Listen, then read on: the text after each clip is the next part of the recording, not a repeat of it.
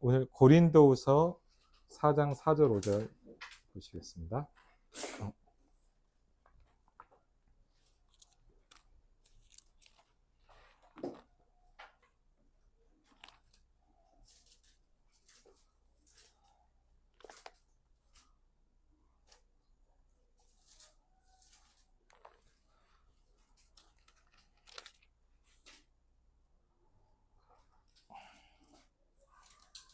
고린도후서 4장 4절 5절입니다.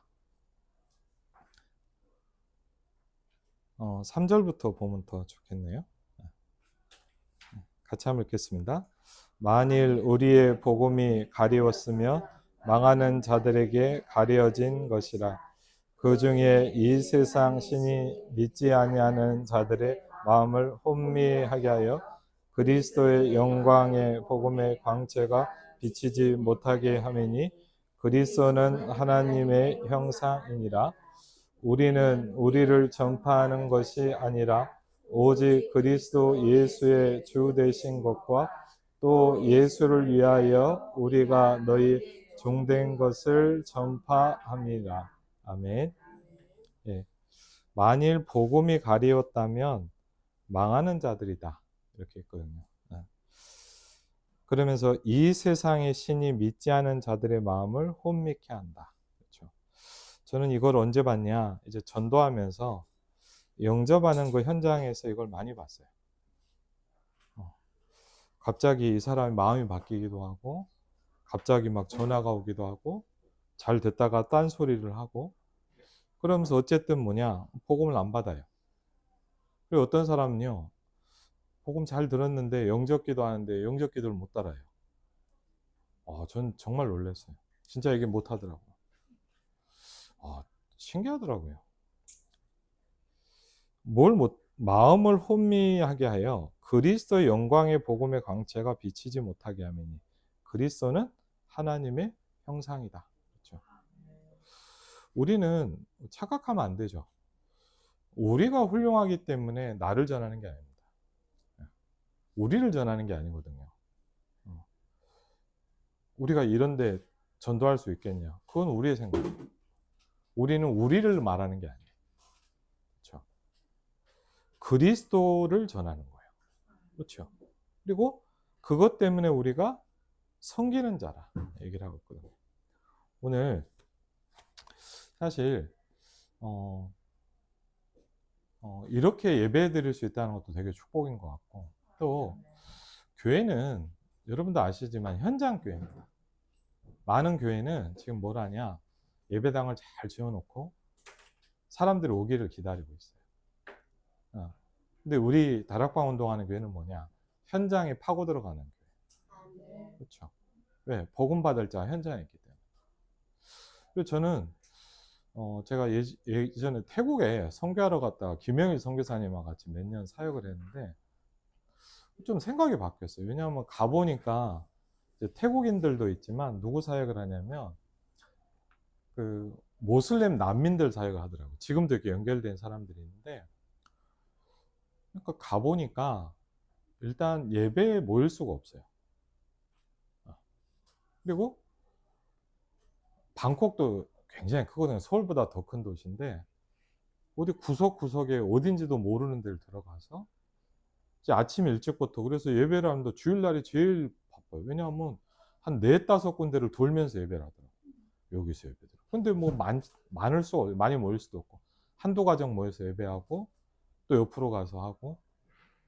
제가 그걸 다니면서, 그래, 맞아. 예배라고 꼭 교회로 모여야 되냐. 찾아가는 교회구나, 이게. 그렇죠. 현장을 찾아가는 교회죠. 그런 생각이 좀 바뀌더라고요. 그래. 교회당에 무조건 앉혀놓고 와라. 물론 좋죠. 다 같이 모여서. 그러니까 좀 생각이 많이 바뀌더라고요.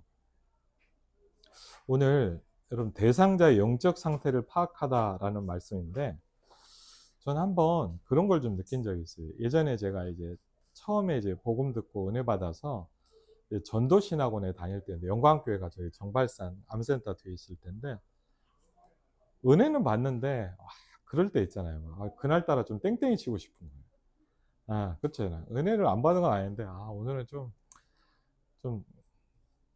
놀다 갔으면 좋겠는 거예요. 그래갖고 이제 밥 먹고 남들 다 공부하러 들어갔는데 저 혼자 이제 뒤에 공원에 앉아갖고 이렇게 가만히 앉아 있었거든요. 근데 두 명이 이렇게 저한테 오는 거예요.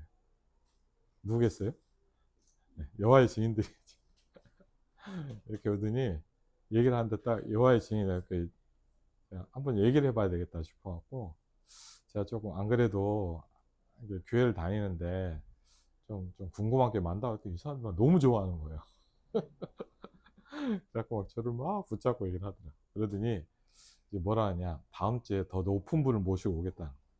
그래서 그러라고 그랬고 다음 주에 또 한번 만났거든요. 근데 제가 일단 두 가지에 좀 놀랐어요. 왜 놀랬냐? 제가 왜 놀랬냐면 인생의 근본 문제 세 가지를 딱 얘기를 하더라고요. 저 굉장히 놀랐어요. 왜냐하면 제가 다락방 훈련하면서 처음 듣고 충격을 받았는데 교회에서 한 번도 들어본 적 그 세 가지 얘기를 탁탁탁 하더라고요. 제가 깜짝 놀랐어요. 근데 뭐라 하냐, 그리스도를 영접하라고 안 하고 자기들하고 성경 공부를 하라고 하더라고요. 그 사람들이 주는 답이에요, 그게. 그래서 일단은 놀랐어요. 근데 굉장히 문제제시를 정확하게 해요. 교회보다 오히려 어떻게. 그리고 또 하나 놀란 게 뭐냐면 그 지난주에 이번 주에 두 번 본 여자분한테 한번 물어봤어요, 제가. 어떻게 여기를 다니시냐 그랬더니 이 사람이 저한테 그런 얘기를 하는 거예요. 애엄마인데 자기가 태어날 때부터 이제 절에서 태어나서 자랐대요. 그 자기는 굉장히 시달렸대요. 그래서 너무 시달리고 힘들어서 이제 살고 있는데 이제 결혼해서 애를 낳고 이제 정발산 그 뒤쪽에서 하는데 누가 초인종을 딱 누른 거예요. 집에 전도한다고. 누가 왔냐, 이제 여호와의 증인이 온 거예요. 그때부터 이 사람이 이제 여호와의 증인이 된 거예요. 좀 얘기를 하더라고. 그 얘기를 들으면서 딱 뭘 느꼈냐, 좀 그 생각이 들었어요. 복음 가진 사람이 그 초인종을 먼저 눌렀으면 어떻겠을까.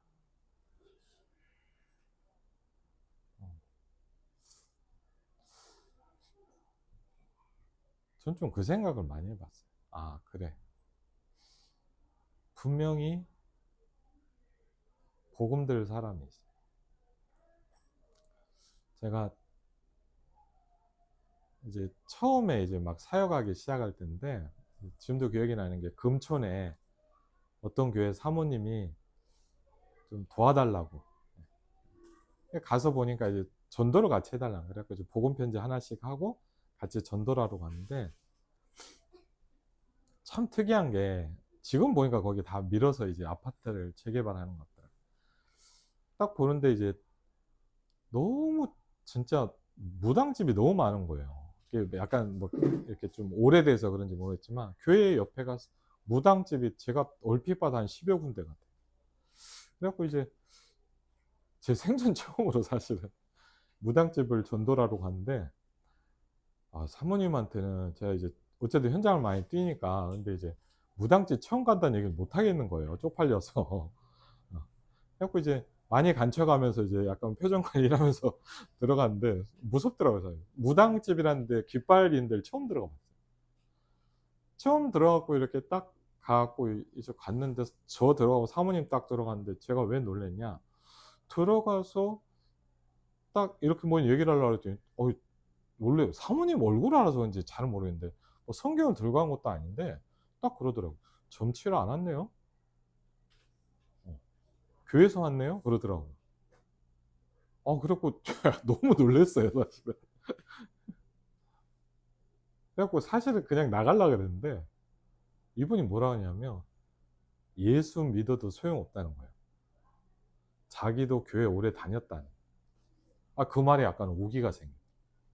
그래서 제가 "무슨 말이냐." 고 따라 들어갔는데 나중에 알고 보니까 20년 교회 다닌 무당이에요. 뭐 얘기를 하면 기니까 이분이 어쨌든 간에 어릴 때부터 꿈을 꾸고 맞추는, 쉽게 하면 무당 될 팔자인 거예요, 쉽게. 그래 갖고 이제 천주교를 어릴 때 다녔는데 이제 결혼을 했는데 싹 다 기독교 집안. 목사님, 장로님, 권사님 집안이다. 너무 당연하게 교회를 갔답니다. 뭐 교회를 가야 되냐 이런 게 아니라 그냥 다 가니까 간 거예요. 그래갖고 이제 근데 이분은 한 얘기가 뭐냐? 근데 너무 시달리고 힘들대. 이게 해결이 안 되대. 그래갖고 이분이 하는 얘기가 뭐냐? 10년을 새벽 예배를 다녔대. 그래갖고 막 너무 힘드니까. 그래갖고 목사님 안수기도 해주고. 근데 본인 얘기해요. 아무리 안수기도를 하고 기도를 해도 이게 해결이 안 되는데 어느 날 그분이 이제 쉽게 하면 이제 완전 만신이 된 거예요. 그래갖고 이제 자기가 이제 무당이 됐다고 얘기를 하더라고요. 그러면서 이런 얘기를 하는 저한테 자기는 교회가 너무 싫다는 거예요. 그래갖고 일부러 교회 앞에다 점집을 차린다 그러시더라고요. 그래서 그렇구나 하고 나왔어요. 나오는데 나오면서 사실 좀 그날 많이 울었어요. 왜냐하면 마음이 좀 무겁더라. 그리고 이분이 20년을 교회를 다녔어요. 이걸 해결해 보려고. 근데 문제는 뭐냐? 영적 문제를 해결할 수 있는 길을 얘기를 안 해줘. 저는 그런 걸 보면서 좀 뭘 느꼈냐? 복음을 말해야 되겠구나. 그리고요, 생각보다 많은 사람이 복음을 못 듣고 있어요. 제가 학교 전도를 한 8, 9년 정도 학교 현장에서 거의 살았거든요. 사실 제가 임마누엘 서울교회를 가기 전에는 학교 상담을 하면서 일주일에 몇 군데씩 학교를 아예 들어가서 살았어요. 그래서 많이 다닐 때는 강도사 때 이럴 때는 일주일에 월화수목금은 학교에서 들어갔어요. 매주 학교를 가요. 매일 학교를 갔어요. 학교를 바꿔가면서 상담을 2시간, 3시간씩 하고 같이 이제 학생 식당에서 밥을 먹고 그러면서 많은 애들을 만났어요.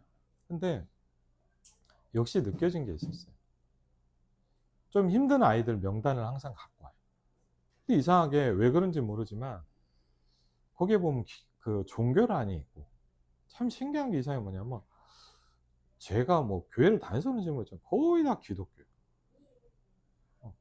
그래갖고 만나서 물어보면 뭐 목사님 자녀도 있고 중직자 자녀도 있고 근데 이렇게 너무나 당연하지만 얘기를 해보니까 제가 뭘 하나 분명히 느꼈냐, 제가 그걸 하나 느꼈어요.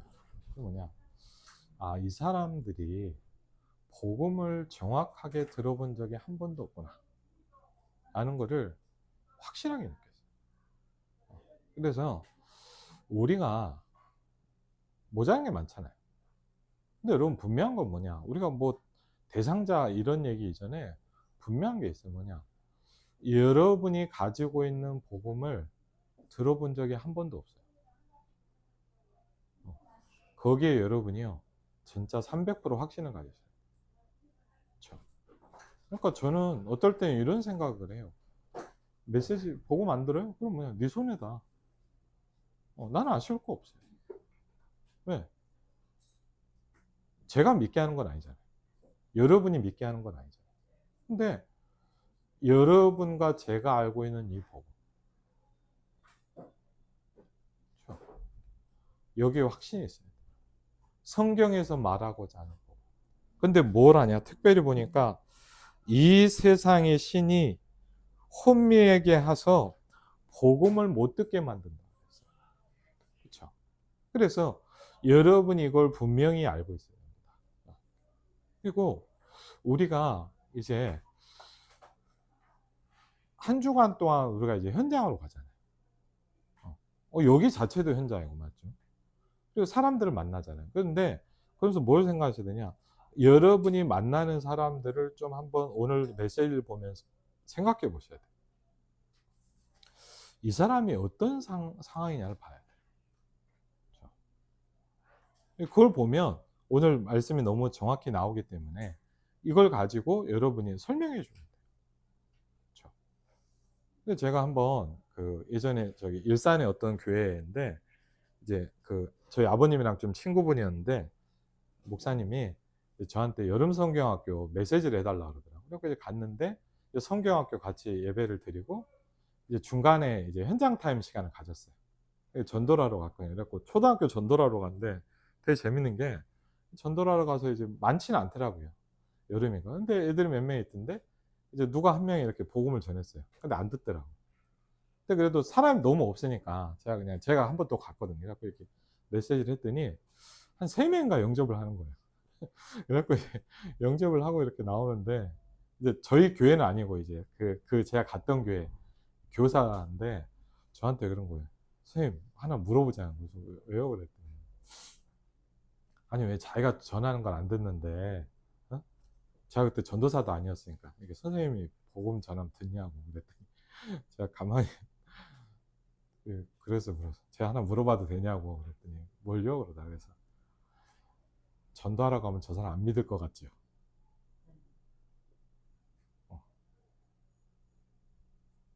당신이 이렇게 전도하러 가서 예수 믿으라 그러면 저 사람 안 들을 것 같죠. 그랬더니 막 웃더라고요. 어떻게 알았냐요. 안 믿고 있다고. 근데 저는 그걸 믿는다고. 듣게 돼 있어요. 그리고 들을 사람이 있어요. 우리가 이 자리에 있는 이유입니다. 그렇죠? 성경에서 우리가 이 땅에 숨을 쉬고 있는 이유가 뭐냐? 복음 받을 자가 남아있기 때문입니다. 바울에게 뭐라 그랬습니까? 어떤 현장에서 전도하는데 사도행전 보니까 뭐라 그럽니까? 담대히 말해라. 이 성중에 내 백성이 아직 많이 남아있다 그랬어요. 그렇죠? 엘리야가 어마어마한 일을 했는데 무너져 버렸거든요. 엘리야가 힘이 빠졌어요. 하나님 나밖에 없습니다. 빨리 죽여주십시오. 그랬더니 뭐라 하냐? 바알에게 아직 무릎 꿇지 한 7,000명을 내가 남겨놨다. 그렇죠? 우리가 할 일이 있기 때문에. 근데 여러분 아시잖아요. 지금 교회는 복음을 못 전해요. 전도를 안 하는 게 아니고요. 할 수가 없어요. 우리가 같이 사역했던 이전 교회도 한번 보세요. 전도가 끊어졌어요. 사람 못 살려요. 더 심하게 하면 뭐냐? 와도 못 살려요. 그렇죠? 왜 그러냐? 전도할 수 없는 상태 속에 돼 있어요. 분명히 아셔야 돼요. 우리가 막 훌륭하진 않아요. 우리가 큰 배경은 없어요. 근데 뭐냐? 여러분은요, 복음 전할 수 있고 영접시킬 수 있는 사람이에요. 그렇죠? 주는 그리스도시요 살아계신 하나님의 아들이십니다. 그러니까 내가 이 반석 위에 내 교회를 세울 것이다. 여러분은 저는 어떤 사람인지 아세요? 교회를 세울 수 있는 사람. 그렇죠? 우리가 그래서 뭡니까? 바요나 시모나 네가 복이 있다 그랬어요. 우리가 복이 있는 이유는 돈벼락을 맞아서 복이 있는 게 아니고 교회를 세울 수 있는 사람. 그렇죠? 교회당을 지을 수는 없지만 심령교회를 세울 수 있어요. 그렇죠? 그래서 우리가 무조건 이게 누구한테 이렇게 해라 저렇게 해라 그런 소용없어요. 알아봐야 근데 여러분이 여기에 확신과 담대함이 있어요. 저는 누구한테 전도해서 안 들으면 뭐냐? 네 손해지. 물론 안타깝죠. 그렇지 않으면 뭐냐? 안 듣는 네가 손해지 나는 손해 아니에요. 그리고요. 분명하게 생각하셔야 돼요. 여러분이 전하는 복음을 정확하게 들어본 적이 거의 한 번도 없어요. 제가 예전에도 말씀드렸지만 태국에 선교하러 갔다가 선교사랑 같이 현장을 가는데 이제 막 우상 숭배하는 사람들 막 있더라고요. 근데 이제 저한테 그 얘기를 하는 거예요. 목사님, 저 사람들은 복음을 한 번도 못 듣고 죽겠죠?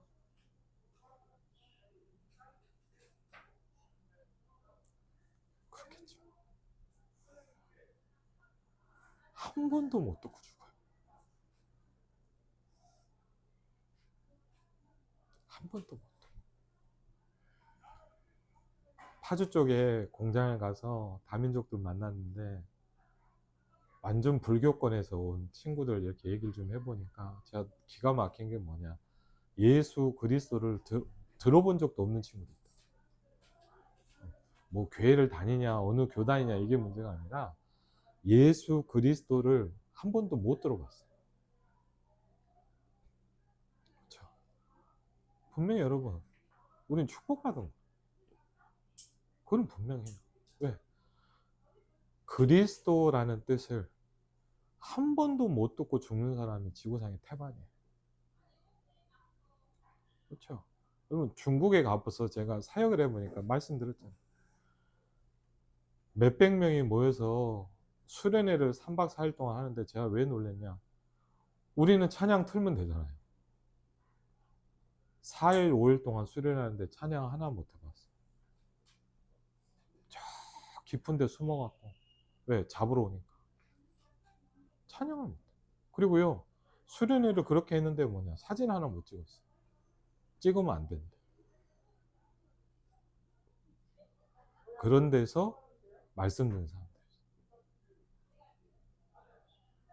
그리고 제가 거기서 놀란 게, 제가 그때 참 도전이 되더라고.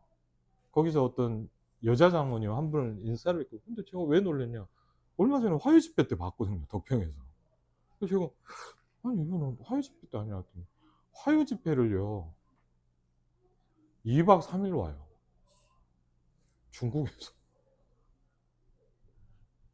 월요일날 비행기 타고 아니면 주일날 저녁에 비행기 타고 와서 화요 집회하고 늦게 끝나니까 그 다음날 비행기 타고 들어가. 왜 나오냐, 놀러 오는 거 아니고 관광 오는 거 아니고 뭐 사고 오려고 오는 게 아니라 메시지 듣고 가려고. 그날도 제가 왜 놀랬냐, 그 수련하는 장소에 내몽골에서 7,000km인가 8,000km를 달려. 찬양 한 번 못하는데 사람들은 다 메시지 듣고. 물론 상황은 틀리죠. 근데 제가 뭘 느꼈냐, 전 그런 거 느꼈어요. 저를 포함해서 얘기해요. 우리 너무 배불렀구나. 우리는 너무 말씀을 많이 듣고 있구나.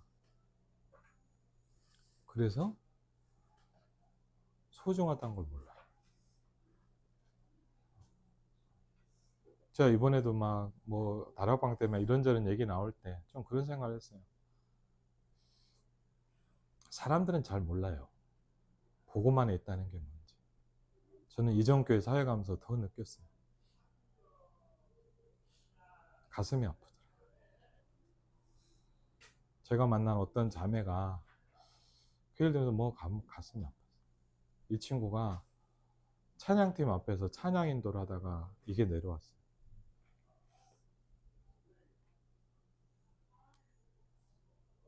그 뒤부터 지금까지 수년째 약을 먹고 있어요.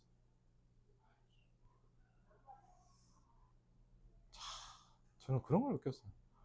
복음이 희미한 건 저주예요.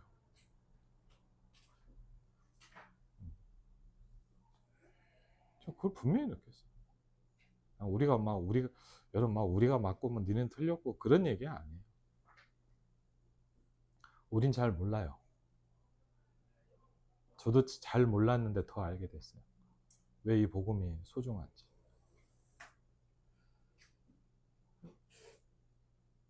교회에 있는데 오직 못 다니잖아요. 일만 해야 되니까. 답답하더라고. 그리고 뭐냐, 내 인생이 딱 한 번 살고 죽는데 내가 뭐 해야 될까? 저는 사실 지금 여러분도 그렇지만 저도 좀 많이 힘들어요. 어렵기도 하고 캄캄하기도 하고. 그런데 저는 그걸 알아요. 하나님은 나한테, 우리에게 필요한 시간을 주시는 거예요. 하나님은 저와 여러분에게, 제가 어려움이 막 오니까 힘들다고, 근데 그래, 하나님 나한테 당연한 걸 주시는구나. 그리고 절대적인 걸 회복하는 시간. 사실 뭐 솔직히 저 혼자 사무실에 앉아서 진짜 많이 울었어요. 어떨 땐 너무 가기 싫기도 하고. 근데 왜 가야 되냐, 제가 그걸 느꼈어요. 왜? 앞이 캄캄하니까. 그래서 어느 날 아침에, 주일 아침에 준비하면서 윤재숙 전사 메시지를 듣는데 딱 그게 가슴에 딱 꽂히더라고. 네가 의식주의에 매여 있다. 왜? 당장 먹고 살 게 없잖아. 캄캄하잖아. 죽을 것 같잖아. 두렵더라고. 여기라도 있어야 될 것 같아. 근데 그날 제가 그 말씀을 딱 듣고 내려놓게 됐어요. 그래. 하나님 의식주를 벗어나게 해주십시오. 왜? 저와 여러분은 한 번 사는 인생. 우리가 이렇게 전도합시다. 이렇게 우리는 영업하는 게 아니잖아요. 우리는 세일즈 하는 게 아니잖아요. 그렇죠? 이 땅에 없는 유일한 걸 전하는 거예요. 그걸 보면 뭐하냐? 전도라고 합니다. 그렇죠? 근데 왜 어렵냐? 이 세상 신이 막고 있다. 그래서 전도가 어려운 이유는 여러분 딱 한 가지 아닙니까? 사단을 못 이기고 있는 겁니다. 그렇죠? 우리가 뭐 이렇다 저렇다 얘기하지만 결국은 뭐냐? 내 현장에 흑암이 안 무너진다는 거예요. 그렇죠? 그래서 우리에게 다른 게 아니라 뭐냐? 오늘 보니까 빛을 얘기하고 있어요. 이 빛이 내게 비추는 겁니다. 그렇죠? 이사야 60장이 어느 날 와닿기 시작했어요. 일어나서 빛을 비추라 그랬어요. 왜? 이 세상이 캄캄함 속에 있다. 어두움 속에 있다. 그리고 뭐라 그랬어요? 성경이니까 귀를 가리고 있다. 뭘 못 듣게 만들어요? 빛이 못 비치도록 만들어요. 그걸요 느끼기 시작했어요. 그럼 어떻게 보면요 간단한 거예요. 저와 여러분이 빛을 비추는 플랫폼이 된다. 아무 문제 없습니다. 그렇죠. 그리고 문제가 있다면 하나님은 바꾸실 겁니다. 그렇죠. 요셉이 뭐라 그랬냐? 하나님은 그것을 선으로 바꾸셨다 그랬어요. 그렇죠. 왜? 빛이 있었거든. 요셉이 뭐가 있었냐? 애국과 시대의 재앙과 흑암을 막을 빛을 가지고 있었어요. 그렇죠. 우리는 누굽니까? 이 빛을 전달하는 겁니다. 그렇죠. 그래서 이런 부분들을 우리가 가지고 있다면 당당할 수 있어요. 제가 참 그 얘기를 들으면서 기억이 나요. 참 재밌게 들었거든요. 그 일본에 가면 장인상 선교사님이라고 선교사님이 있어요. 그래갖고 이제 좀 친해져 갖고 밥도 몇 번 먹고 그랬는데 이제 목사님이 그 얘기한테 참 와닿더라고. 목사님이 그 일본 선교사라고 하고 이분이 어떠냐면 재밌어요. 일본 선교사라고 와서 교회를 차린 게 아니라 일본 교회를 다니면서 선교 준비를 한 거예요. 이제 그래갖고 한국에서 모교회가 이렇게 후원해주고 이제 지금도 집회를 통역을 하실 정도로 너무 일본어를 잘하시거든요. 근데 이제 이분이 어느 날 연락이 왔대요. 한국에서 유광수 목사님이 오실 거니까 공항에 마중 나가서 이분이 뭐 좀 도와달라 하면 도와주고 통역도 해라 이렇게 연락이 왔대. 그래 알겠다. 그래갖고 이제 이분이 이제 그래서 공항에 나가서 이제 피켓 들고 기다리는 거예요. 이분이 참 제가 그 얘기 와닿더라고. 근데 자기가 누군지는 모르겠는데 바로 알아봤대요. 그래서 제가 어떻게 해요? 그랬더니 그 얘기가 너무 와닿더라고. 너무 당당한 사람이 하나 들어오더라고요. 이분 너무 당당해서 뒤로 넘어질 것 같아요. 얼마나 이렇게 키도 작은 분이 어깨를 쫙 펴고 들어오는데